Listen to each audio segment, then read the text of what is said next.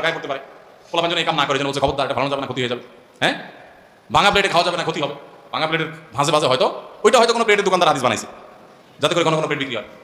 বুঝা যাচ্ছে কথা? তো এরকম নেক উদ্দেশ্যে কিছু জাল হাদিস বানানো হয়েছে, তার ভিতরে এটা একটা, যে কি 10 টাকা কুড়ায় পাইলে সাথে আর 10 টাকা দিতে হবে, এরকম কোনো কথা আসলে কোরআন হাদিসে নাই।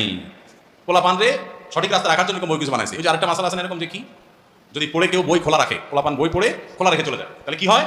শয়তানে পড়ে। শয়তানে পড়লে তো ভালো, শয়তান মানুষ এগুলো তো এটাই চাই আমরা, শয়তানে পড়লে তো ভালোই। আসলে তো তা না, আসলে পোলাপান যাতে বই খোলা রেখে না যায়, খোলা রেখে চলে গেলে ফ্যানের বাতাসে ছিঁড়ে যাবে, বাচ্চারা ছিঁড়ে ফেলবে, হাঁসমরগ আসবে, এই জন্য মুরব্বীরা বন্ধ করে রাখার জন্য নেক নিয়তে জাল হাদিস বানাইছে। বুঝা যাচ্ছে কথা? এরকম বহু দৃষ্টান্ত আছে, শত শত মাসালা আছে এরকম, যে ভালো উদ্দেশ্যে জালটা তৈরি করছে। রাতে হাত পায়ে নখ কাটা ঠিক না, কাটালে ক্ষতি হয়। আসলে কোরআন হাদিসে কোথাও নিষেধ নেই, কেউ চাইলে কাটতে পারে, কিন্তু নিষেধ করছে কেন? হয়তো বা এই জন্য নিষেধ করছে যে আগে তো কারেন্টের লাইট ছিল না, আলো অন্ধকারের মধ্যে কাটবে, পোলাপান হাত পা কেটে ফেলবে, এই জন্য তার না কাটে, দিন আলোজন কাটে, জাল হাদিস বানাইছে। তো এরকম বহু জাল হাদিস আমাদের সমাজে আছে, যেগুলো আসলে ভিত্তি কোরআন হাদিসে নাই। তো এই যে কথা